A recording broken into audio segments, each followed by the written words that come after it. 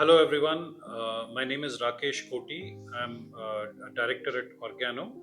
One of my portfolios is also head of sustainability for Organo.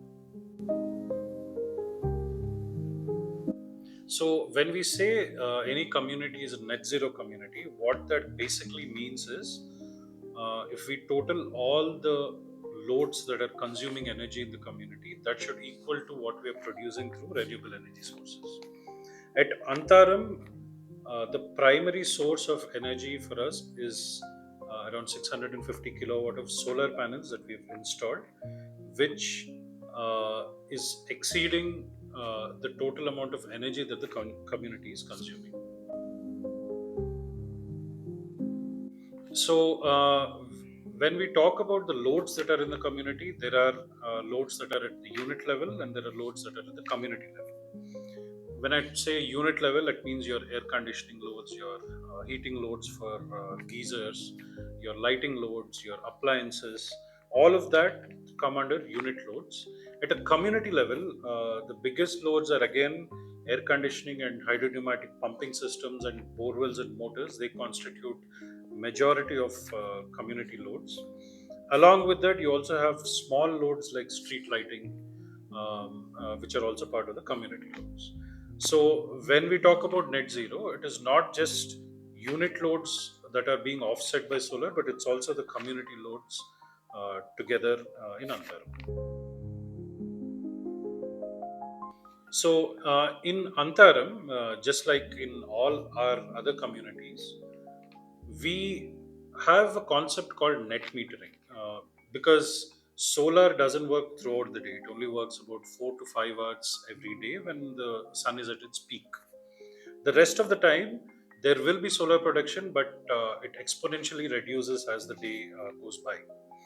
So, what we do is whenever we have excess power produced from solar within the community, especially during the day from 10 o'clock to let's say about 4 o'clock, the excess amount power is actually exported to the grid. And the same power can actually be imported back into the community at night when the power requirement is huge, especially the air conditioning loads are pretty high. So when I talk about grid, that means the main electricity grid. Um, the net metering concept allows us to actually import and export freely with the main government grid and from within the community. So the community has its own microgrid where all the solar panels are connected together. This is actually talking to the main electricity grid and exporting and importing the power as and when required. Net metering is the meter actually measures the net amount of energy that has been imported or exported. So, let's say 100 units is exported and 80 units is imported. Our difference, our net metered energy is 20. So, that's what net metering means. And this is measured by the government every month. Antaram is designed to be a net zero community uh, at an occupation level that we typically consider to be at 60% fully occupied. But for that to happen, it usually takes a couple of years for any community to become fully operational and occupancy to reach 60%. Until 60%, all of the energy that is produced is actually in excess of what is consumed within the community. Once that optimum occupation level is reached, that is when all of our systems are designed to be really net zero from there onwards. But what if the occupation is 80%? Let's say it becomes a primary home for a lot of people. Even then, we have factored in an assumption that not all the loads in the buildings are going to be switched on all the time. There is again a ratio of 60% loads that are switched on at any point of time. But if we consider, or hypothetically, if 100% of the residents are living there full time, what we've done is we've given provision for the community itself to expand its installed solar capacity. We have a lot of parking areas where additional panels can be added. The wiring has been done to make sure that even if it is 80 to 90%, there's still infrastructure level, there are not major changes that will be required. One major change that might be required is probably to have a transformer with a higher capacity, but the community is designed to extend its infrastructure in terms of solar output. Even though the community is designed to expand to 100% capacity, it is actually detrimental to putting all of that right now. The reason is very simple: the more solar that we put, the more power that we produce, which is actually going into the electricity grid, the government grid. It's only credits that we add, but there is no use of that. Number one. Number two, we'll be paying a lot more money as a minimum demand charge to the government because we're installing additional solar. So there is no point in scaling up the system right now, but as and when need arises, it's a very simple thing to actually scale up the system. So there is this charge that is levied on the community once a month by the government. It's called a minimum demand charge. So the reason why the government levies this fee is because they have built an infrastructure outside the community through which we are importing and exporting a lot of power. Because they have built the infrastructure and they're enabling us to do that, there is a minimum demand charge, minimum amount of money that the community has to pay to the government. So it doesn't matter if we're using 100 units or 10,000 units, this minimum demand charge should be paid monthly by the association to the community. So Antaram is obviously, like I said, it's a net zero community. But why did we not install solar panels on every rooftop, and why did we install it in common areas? So that's a big question a lot of people ask. There is a tremendous advantage when it comes to generating power collectively rather than individually. One immediate example that I can think about is having solar panels on individual rooftops means that, let's say your energy demand is going very high in the summertime, your solar on your rooftop may not be able to support the load. Second, the maintenance cost for maintaining these solar panels individually per house is much more expensive than at a community level. Now, when we're installing solar at a community level, it means that the energy is shared much more optimally, and the maintenance aspect of it becomes very simple because cleaning the solar panels, the number of inverters that are installed in the community, the number of electrical components that are usually prone to failure are also reduced. So both in maintenance terms and as well as the efficiency of energy usage pattern, it is very very uh, uh, advantageous to actually have these solar panels at a central level than on a unit level.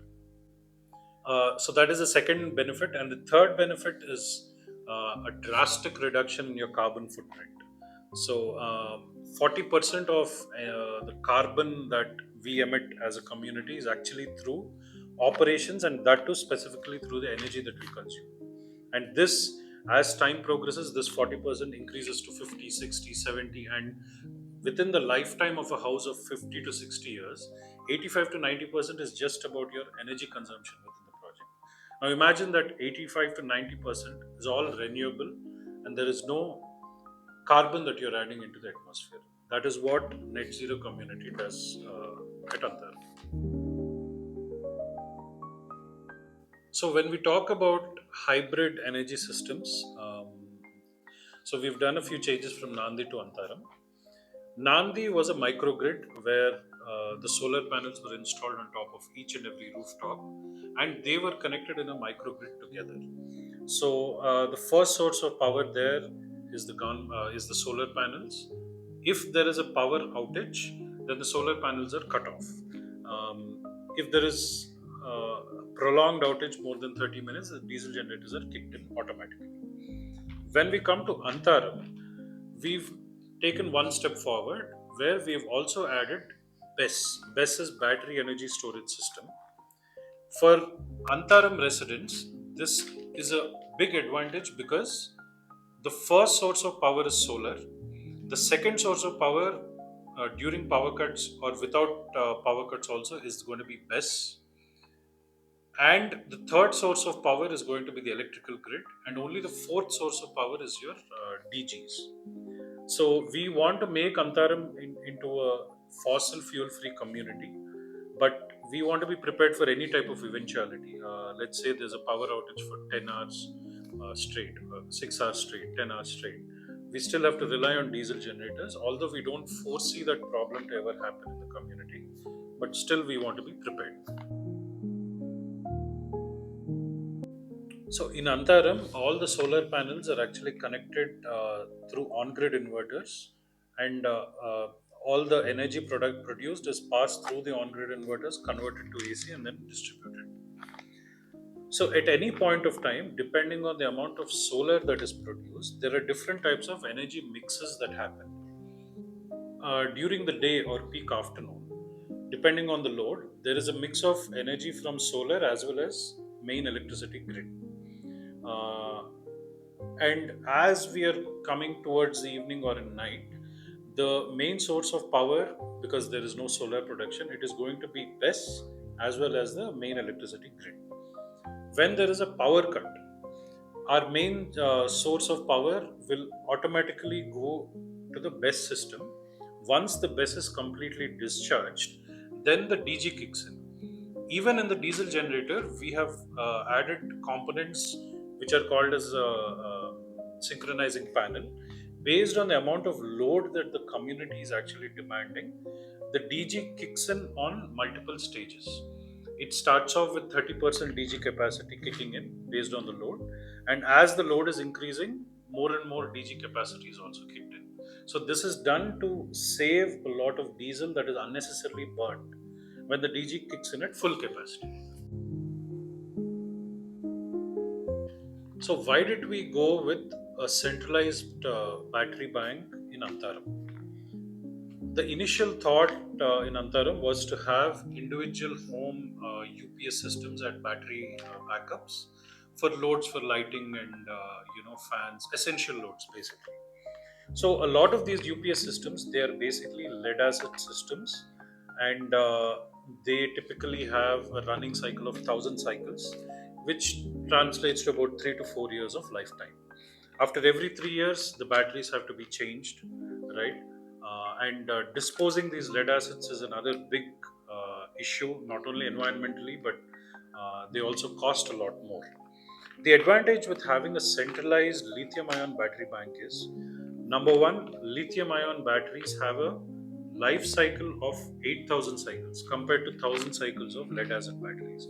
So your lifetime is increased by 8 times. So that's almost 50 to 20 years of life cycle that you have for lithium ion battery banks. Second, because they are centrally connected, the load distribution is much better. Imagine 50 homes with UPS systems with homes that are not occupied. The energy saved in the battery is wasted. But if you have a centralized battery bank, that means the distribution of energy to loads that are really required is much, much better. The maintenance becomes much easier. Instead of maintaining 182 lead acid batteries, you have one lithium ion battery bank, which is much, much better and easier to maintain. And it can also have technologies which can actually detect where the faults are, and the replacement of batteries it becomes easier. So all of these are advantages of having centralized battery bank. So in Antaram, there are three sources of power that we have. One is solar photovoltaic, the second one is our electricity grid from the government, and the third is diesel generators. All three power sources, depending on various times of day and the power outage situation, they are actually distributing the energy to all the homes in common areas in the community.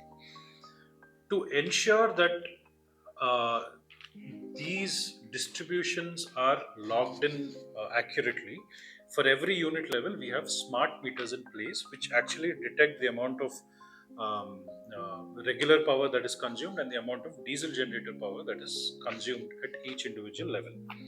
So uh, for the first 2 years, like I mentioned, what we will facilitate to do is to ensure that we capture all the data of consumption from each house, and how much was consumed from the EB power, how much was consumed from the diesel generators. It is possible that some homes may have consumed a lot more and other homes have not consumed at all. But we will get to know what that situation is after 1 year, and then we will do internal adjustments. But as far as the community is concerned, all the bills for diesel as well as the EB are paid at the association level by the association, and these charges are prepaid, collected upfront, and deposited in the association account. After 1 year or after 2 years, we will then see what is the status of power distribution and then rationalize for the next coming years.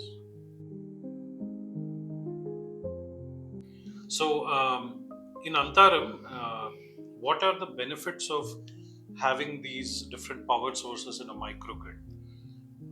I would say the advantages are threefold. First is definitely high reliable power source that is coming into each and every home, because we have BESS as a backup and it is a solar which is passing through an on-grid inverter. The quality of power is very very good, with a lot of power fluctuations that are also reduced because of that. Second, the amount of energy bills that we get, because it is a net zero community and the only thing that people are paying is the minimum demand charge.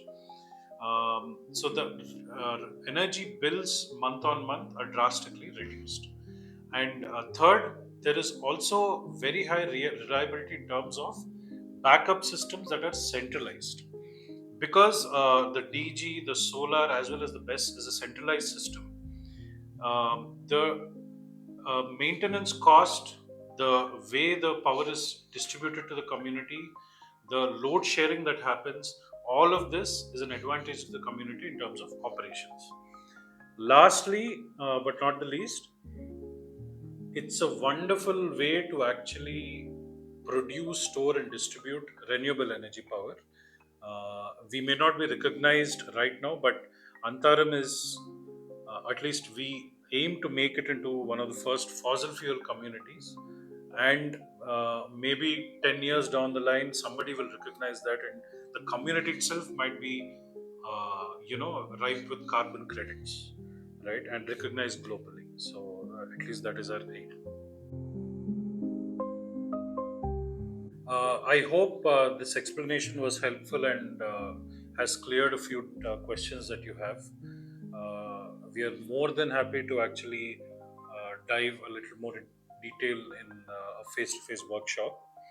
A humble request from my side is to ensure that be very mindful of the way that you're using appliances, especially behavioral aspects such as not switching on ACs in all rooms where only one room is occupied, uh, and also be mindful about when this equipment is switched on.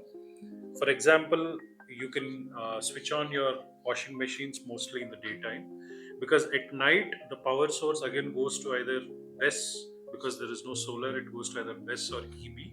But if it is in the daytime, you're directly using the energy from the solar panel. So, as much as possible, our humble request is whatever loads can be put during the day, please do that, and be very mindful about energy use in the house. Thank you.